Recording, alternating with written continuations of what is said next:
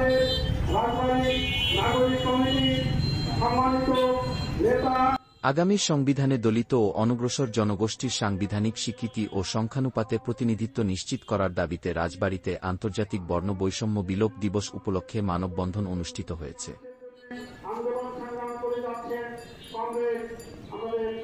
25শে March বিকালে রাজবাড়ী প্রেসক্লাবের সামনে বাংলাদেশ দলিত ও বঞ্চিত জনগোষ্ঠী অধিকার আন্দোলন রাজবাড়ী জেলা শাখার আয়োজনে এই মানববন্ধন অনুষ্ঠিত হয়।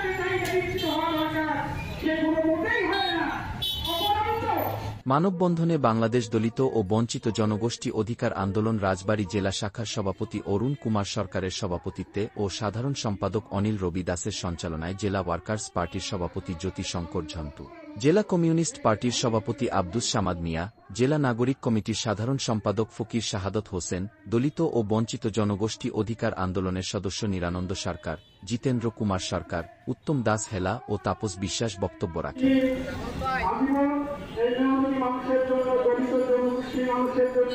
আন্দোলন সংগ্রাম করে যাচ্ছেন কংগ্রেস।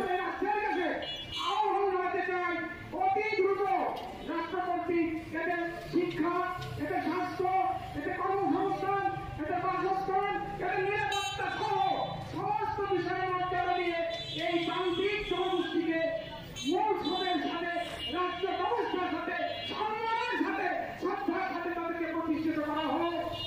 আজ পর্যন্ত যারা রাষ্ট্রীয় ক্ষমতায় এসেছে তারা তাদের জনবাণী আত্মীয় ভাবে নিয়ে দেশের টাকা পয়সা লুট করে দেশে থেকে বিদেশে পাঠাচ্ছে, কিন্তু এই গরিব দুঃখী মানুষ তাদের কোনো ব্যবস্থা হয় নাই।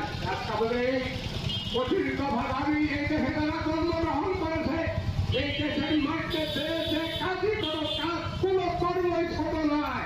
আমরা অনুরোধ করবো এই সরকারকে অবিলম্বে